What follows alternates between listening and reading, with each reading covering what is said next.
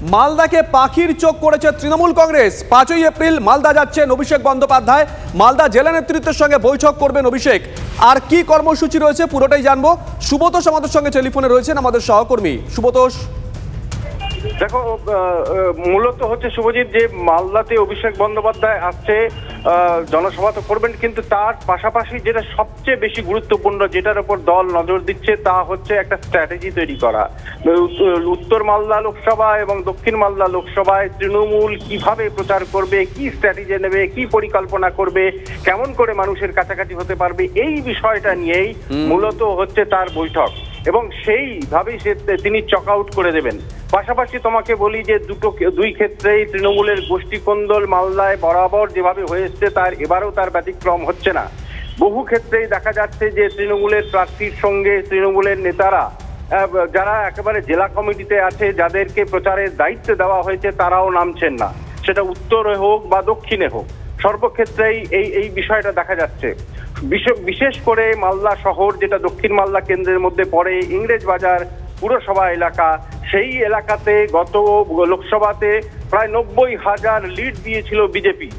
এবারে সেটাও সেই নিয়েও আতঙ্কিত, চিন্তা, যথেষ্ট উদ্বেগের মধ্যে রয়েছে তৃণমূল। এবং এটা নিয়ে বারবার অভিযোগ উঠেছে যে কাউন্সিলররা, তৃণমূলের কাউন্সিলররা বিজেপি তৃণমূলের প্রার্থী হয়ে নামেন না। এই অভিযোগ তৃণমূলের প্রার্থীরাও করেছেন বারবার। এই নিয়ে তাদেরকে একাধিক অভিযোগ রয়েছে, এগুলো কিভাবে সামাল দেয় তৃণমূল কংগ্রেস নেতৃত্ব, বোধহয় তারই কৌশল ঠিক করতে অভিষেক বন্দ্যোপাধ্যায়ের এই সফর। নজর থাকবে সুব্রতোষ।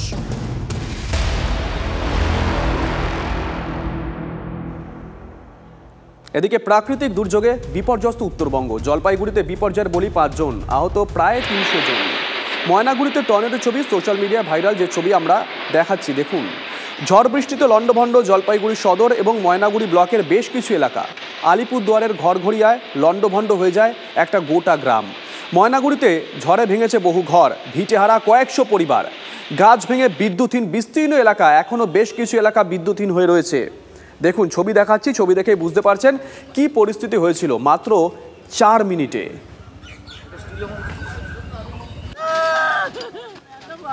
দেখুন ছবি দেখাচ্ছি, স্বজন হারিয়েছেন কেউ কেউ, কেউ হারিয়েছেন ভিটে মাটি। শেষ সম্বলটুকু বাঁচাতে গিয়েও মৃত্যু হয়েছে। সব হারিয়ে হাহাকার, আর্তনাদ। হাসপাতালের ছবি দেখুন, সেখানেও এখনো পর্যন্ত যা খবর, প্রায় 300 জন সেখানে ভর্তি।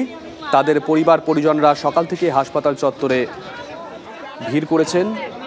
চোখে মুখে উদ্বেগের একটা ছাপ স্পষ্ট।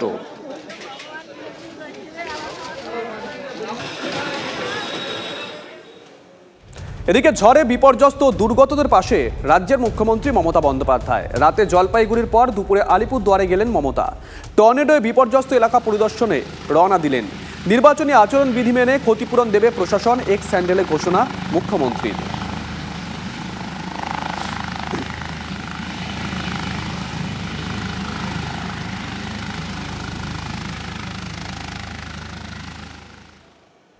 পিছিয়ে নেই বিজেপিও। ময়নাগুড়ির ত্রাণ শিবিরে শুভেন্দু অধিকারী দুর্গতদের সঙ্গে কথা বলেন রাজ্য বিধানসভার বিরোধী দলনেতা। সবাইকে নম্বর দিয়েছি, দরকারে যোগাযোগ করতে বলেছি, সাধ্যমতো সাহায্য করব, ত্রাণ শিবির থেকে বেরিয়ে বললেন শুভেন্দু অধিকারী। আমি আমাদের পঞ্চায়েত আছে, এখানে দিয়ে গেলাম, আমার নাম্বার দিলাম, ওদের দিলাম, সবাইকে বলেছি হোয়াটসঅ্যাপ করতে, যার যা সমস্যা আছে জানাতে, আমার সীমাবদ্ধ ক্ষমতার মধ্যে করব। আমি আমাদের পঞ্চায়েত আছে, এখানে দিয়ে গেলাম, আমার নাম্বার দিলাম, ওদের দিলাম, সবাইকে বলেছি হোয়াটসঅ্যাপ করতে, যার যা সমস্যা আছে জানাতে, আমার সীমাবদ্ধ ক্ষমতার মধ্যে করব। জলপাইগুড়িতে টর্নেডোর বলি 5। গতকাল ঝড়ে প্রথম বলি হন কোচবিহার মেকলিগঞ্জের এক বাসিন্দা। জলপাইগুড়ির সুকান্তনগরে গাছ চাপা পড়ে মৃত্যু হয় তার। চোখের সামনে ঝড়ের তাণ্ডব দেখে এখনও আতঙ্কে রয়েছেন বাসিন্দারা। আচ্ছা, খাবারটা আসতেছিল তো, আমি ওখানে বসেছিলাম, আমার মা রান্না করতেছিল। আমার মা বললো কি ওখানে যাস না, হাওয়া আছে, তুই ঘরে থাক। আর তখন হাওয়াটা থেকে আমাদের ঘরটা ভেঙে গেল। তোমাদের কটা ঘর? হ্যাঁ, কটা ঘর? আমাদের একটাই ঘর। ঘরটা ভেঙে গেছে। কালকে তখন কোথায় রাত কাটে? আমার দিদির বাড়ি। হাওয়া যখন দুম করে হাওয়া আসে, তখন গাছপালা বাড়িঘর তখন চাপা পড়ে আমরা ছিলাম ভিতরের মধ্যে। ভিতরে চাপা পড়েছিলেন, তারপর বেরোলেন কিভাবে? ওই যে পাবলিকে আমাদের 3 জন পাবলিকে মানে আপনারা চিৎকার করছিলেন? হ্যাঁ, আমরা সবাই মিলে চিৎকার করছি। তখন পাবলিকে আমাদেরকে মানে আইনে বাই করেছি, এই ভিতর থেকে বের করলো। হ্যাঁ। তারপরে কি আসছিল প্রশাসনের লোকজন? হ্যাঁ, আসলো। ওরা কি করলো? এসে দেখলো, বলে কি এরকম হচ্ছে, আমরা তার ব্যবস্থা করব। ভয়াল ঝড় প্রাণ কেড়ে নিয়েছে ময়নাগুড়ির সমর রায়ের। ঝড়ের সময় সে সম্বলটুকু বাঁচানোর চেষ্টা করেছিলেন, সেই সময় হঠাৎ আঘাত আর তারপরেই মৃত্যু। শোকের ছায়া নেমে এসেছে গোটা গ্রামে। মৃতের পরিবারের সঙ্গে দেখা করে পাশে থাকার বার্তা দিয়েছেন মুখ্যমন্ত্রী। ঝড়ের বলি জলপাইগুড়ি জেলায় 5 জন এখনও পর্যন্ত, এমনটাই খবর। আর সেই 5 জনের মধ্যে রয়েছেন জলপাইগুড়ি জেলার ময়নাগুড়ি ব্লকের মাধবডাঙ্গা 2 গ্রাম পঞ্চায়েতের সমর রায়। ঠিক সেই বাড়িতে আমি রয়েছি এবং সেই গতকালকে যখন টর্নেডোর তাণ্ডব চলছিল তখন নিজের শেষ সম্বলটুকু বাঁচাবার জন্য চেষ্টা করছিলেন তিনি। আর সেই সময় ঘর ভেঙে তার খুঁটি মাথায় পড়ে এবং মাথায় আঘাত লাগার পরেই তিনি সংজ্ঞাহীন হয়ে পড়েন এবং তাকে হাসপাতালে নিয়ে গেলে চিকিৎসকরা মৃত বলে ঘোষণা করে। এবং সেই খবর বাড়িতে পৌঁছানোর পরেই রীতিমতো শোকের ছায়া নেমে এসেছে, কান্নার রোল গোটা বাড়ি জুড়ে। রাতেই প্রশাসনিক কর্তারা বাড়িতে এসেছিলেন, তাদেরকে সান্ত্বনা দিয়ে গেছেন। তবে তাতে কি স্বজন হারানোর বেদনা ভুলতে পারবে পরিবার? কতদিনে স্বাভাবিক হয় গোটা এলাকার পরিস্থিতি, সেটাই এখন দেখার। জলপাইগুড়ির ময়নাগুড়ি থেকে রনি চৌধুরী, TV9 বাংলা। টর্নেডোতে লন্ডভন্ড আলিপুরদুয়ারের ঘরঘরিয়া, মাটিতে মিশেছে গ্রাম। রাত পেরোলেও পৌঁছয়নি প্রশাসনের কোনো কর্তা, নেই খাবার, নেই জল। ক্ষোভ উগরে দিচ্ছেন সেখানকার মানুষ। আমরা এই মুহূর্তে রয়েছি আলিপুরদুয়ার 1 নম্বর ব্লকের ঘরঘরিয়া এলাকায়। এখানে বিধ্বংসী ঝড়ে বহু বাড়িঘর উড়ে গেছে। আমরা যে এলাকায় দাঁড়িয়ে রয়েছি এখানে প্রাণে বেঁচেছেন বাড়ির লোকজন, 4খানা ঘর ধূলিসাৎ হয়ে গেছে। বাবান তো ঘুমাইছিল, একে কোলে নিয়ে আমি যে খাটের নিচে ঢুকছি, কাঠের নিচে ঢুকার পর খাটটাও সারাই যাওয়ার পর বাচ্চাটা পড়ে গেছে। বাচ্চাটা পড়ে যাওয়ার পর বাচ্চাটা আমার বুকের মধ্যে পরে বাচ্চাটা বলে মাম্মা আমাকে বাঁচাও, মাম্মা নাহলে আমি মরে গেলাম মাম্মা। আর মা দরজার ওখানে ছিল, মা পরে এসে টাইনা বের করছে আর আমাকে পরে টাইনা বের করলো। কই থাকবো, একটু মাথাটা গোছাবো, ওইটি জায়গা নাই, এখানে ছিলাম।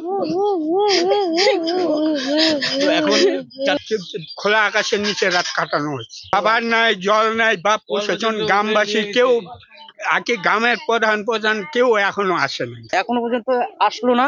ঠিক আছে, কোন বাড়িতে কি ক্ষতি হয়েছে ওই পর্যন্ত এখন পর্যন্ত কোনো প্রশাসনের অধিকারও পর্যন্ত আসলো না। এই ঝড়ে বিধ্বস্ত গোটা গ্রাম, এখন দেখার প্রশাসন কি ব্যবস্থা নেয় সেদিকে তাকিয়ে এই গোটা গ্রামের মানুষজন। আলিপুরদুয়ারের ঘরঘরিয়া গ্রাম থেকে সুজিত রায়, TV9 বাংলা। গতকাল ঝড়ের তাণ্ডবলীলা দেখেছে ময়নাগুড়িও। ঝড়ে ভেঙেছে বহু ঘর, ভিটেহারা কয়েকশো পরিবার, গাছ ভেঙে বিদ্যুৎহীন বিস্তীর্ণ এলাকা। এই মুহূর্তে আমি রয়েছি জলপাইগুড়ি জেলার ময়নাগুড়ির মাধবডাঙ্গা 2 গ্রাম পঞ্চায়েত এলাকায়, যেখানে কিন্তু গতকালকে সেই ভয়ঙ্কর ঝড়ের ভয়ঙ্কর স্মৃতি এবং আতঙ্ক চোখে মুখে রয়েছে এলাকার মানুষের। গতকাল ঝড়ে গোটা বাড়িঘর উড়ে গিয়েছে, ঘরের টিন দুমড়ে মুচড়ে অন্য জায়গায় চলে গিয়েছে। ঘরের ভিতরে বাঁচবার জন্য আশ্রয় নিয়েছিলেন এই পরিবারের সদস্যরা, প্রত্যেকেই আহত হয়েছেন। টর্নেডোর সেই ভয়ঙ্কর তাণ্ডবের স্মৃতি ভুলতে পারছে না এলাকার মানুষ। ঠিক আমার পিছনে দেখলেই বোঝা যাবে যে পোয়ালের পুঞ্জি ছিল তা উড়ে চলে গিয়েছে। সেখানে যে পরপর 3টি ঘর ছিল, ঘরগুলি নেই, কংক্রিটের দেওয়াল ভেঙে পড়েছে নিচে এবং তার পিছনে থাকা ক্ষেত সর্বস্ব শেষ। চাষিরা দিশেহারা, গৃহহীন গ্রামের মানুষ, কি হবে শেষ পর্যন্ত তাদের, সেই দুশ্চিন্তাই এখন মাথায় ঘুরপাক খাচ্ছে। সরকারিভাবে সাহায্যের আশ্বাস দিয়েছেন রাজ্যের মুখ্যমন্ত্রী, তবে কতদিনে স্বাভাবিক হবে গ্রামের এই ছবি, এটাই এখন বড় প্রশ্ন। জলপাইগুড়ির ময়নাগুড়ি থেকে রনি চৌধুরী, TV9 বাংলা।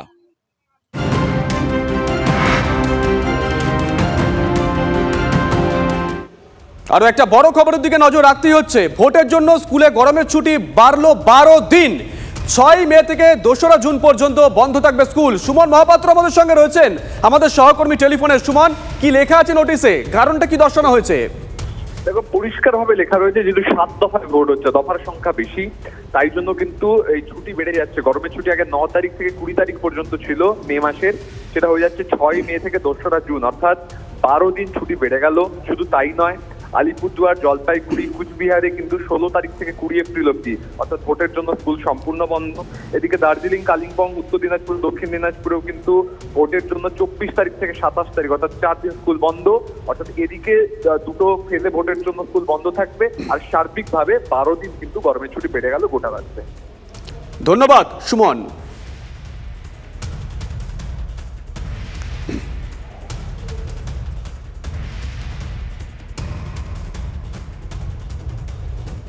ফের উত্তরের দিকে নজর রাখতেই হচ্ছে। আচমকা সৃষ্ট টর্নেডোর জেরেই উত্তরে এই ধ্বংসলীলা। বিপর্যয় খতিয়ে দেখতে গ্রামে যাচ্ছে মৌসম ভবনের টিম। গত কয়েকদিন ধরেই উত্তরে ঝড় বৃষ্টির একটা পূর্বাভাস ছিল। টর্নেডোর পূর্বাভাস আগে থেকে দেওয়া সম্ভব নয়, হঠাৎ করেই টর্নেডোর সৃষ্টি হয়, তাই ক্ষতি এড়ানো কঠিন। গত বছরও টর্নেডোর জেরে 82 মৃত্যুর সাক্ষী আমেরিকা। বাংলায় টর্নেডো কি বাড়ছে? খতিয়ে দেখবে আবহাওয়া দপ্তর।